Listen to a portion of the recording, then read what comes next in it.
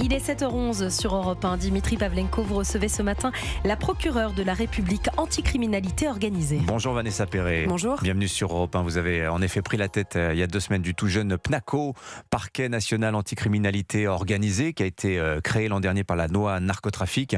Alors, je vous le disais hors antenne, c'est un poste très exposé, à haute pression, la pression des ministres, du président lui-même aussi, il faut le dire. Il y a aussi beaucoup d'attentes de la société qui s'effraie de ce que l'on voit du narcotrafic et pas seulement de la criminalité organisée, les règlements de compte, les assassinats, la drogue partout, son pouvoir de corruption aussi. Tout le monde ressent qu'un défi est lancé à l'État. Alors vous avez 52 ans, je vous présente au public d'Europe 1, vous êtes passé par Matignon, le cabinet d'Elisabeth Borne, l'Agrasc aussi que vous avez dirigé, l'agence de gestion de recouvrement des avoirs saisis et confisqués, et puis aussi la Junalco qui jusque-là était l'acteur principal de la lutte contre le crime organisé. Désormais c'est le PNACO.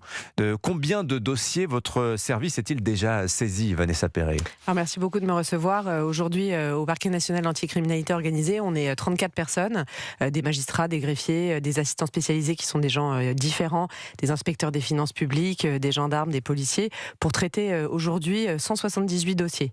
On en a récupéré 170 de la Junalco que vous venez de citer, qui était donc une division du parquet de Paris, et puis on en a depuis 3 semaines qu'on existe pris 8 supplémentaires. Oui, c'est vous qui vous saisissez des affaires de votre choix, Vanessa Perret? Alors exactement, on a trié avec le parquet de Paris les dossiers qui étaient susceptibles d'aller dans la corbeille du PNACO, et nous on évoque effectivement les dossiers qu'on pense être du niveau d'un parquet national.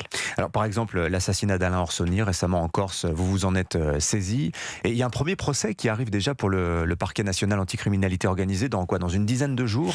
Alors effectivement, c'est saisi de l'assassinat d'Alain Orsoni avec le parquet de Marseille, puisqu'on a la possibilité d'être en co-saisine, ce qui est intéressant parce qu'on peut se partager les investigations avec un parquet local qui va aussi bien connaître la délinquance de son ressort.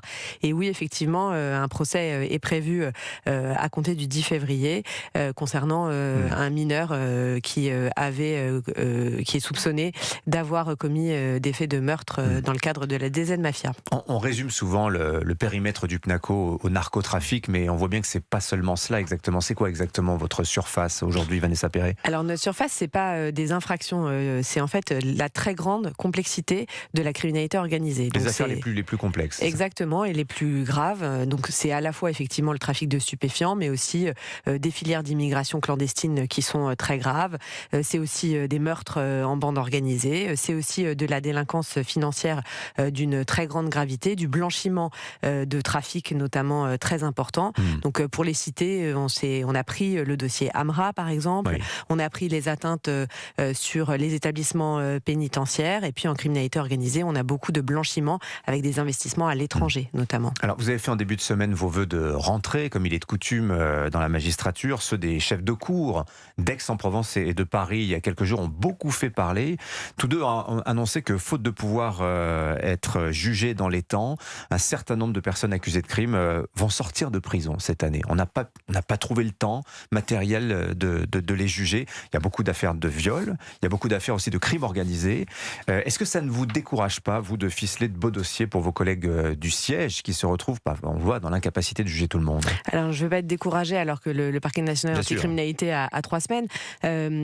Nous, à Paris en tout cas, concernant les dossiers notamment correctionnels, le tribunal de Paris et notamment son président ont mis en place une chambre qui va être dédiée au dossier du parquet national anticriminalité organisée en correctionnel. Donc ce qui fait que on va avoir une chambre qui va pouvoir prendre nos dossiers. Alors c'est vrai en revanche que pour les assises, il y a beaucoup de stocks et que c'est très difficile parfois de juger dans des délais. Pour le moment, on n'a pas eu de sujet concernant nos dossiers, mais il faut évidemment y être très attentif. Il y a aussi une différence de matière, par exemple avec le parquet national antiterroriste. La drogue, par exemple, c'est du contentieux de masse. Si on prend le dossier Amra que vous avez cité, il y a 50 prévenus. Il faut s'attendre à des procès géants sous l'égide du PNACO. Alors nous, on ne va pas prendre le contentieux de masse, puisqu'on ne va pas prendre tous les trafics de stupéfiants de France, mais vraiment ceux qui sont les plus grands et les plus complexes et les plus transnationaux. En revanche, oui, effectivement, on va avoir des procès à un moment, et notamment celui que vous citez, qui vont faire qu'on va devoir organiser un procès qui va durer sans doute plusieurs mois. Alors, il y a une question que déjà tous les journalistes que vous avez croisés vous ont posée, vous ont dit, vous allez vous retrouver face à des organisations qui, pour certaines, sont milliardaires. Est-ce que vous souffrez des mêmes manques de moyens que ceux dont se plaignent la plupart de vos collègues magistrats, Vanessa Perret? Alors, Alors, nous, on a 170 dossiers, on est 16 magistrats, ça veut dire qu'on a entre 11 et 14 dossiers pour le moment. J'ai souhaité que vous parliez des leviers financiers tout à l'heure, qui est à chaque fois 2 magistrats, un financier et un criminalité organisée, qui soient sur chaque dossier, pour justement faire que éviter qu'ils soient multimilliardaires et prendre aussi de manière patrimoniale l'argent qui est généré par ces trafics. Vous voulez être un parquet rentable pour l'État, si j'ai bien saisi, Vanessa Perret. Je veux surtout être un parquet qui entrave et qui empêche de continuer à réinjecter l'argent de ces trafics dans notre économie. Comment vous êtes accueillis dans les juridictions du pays?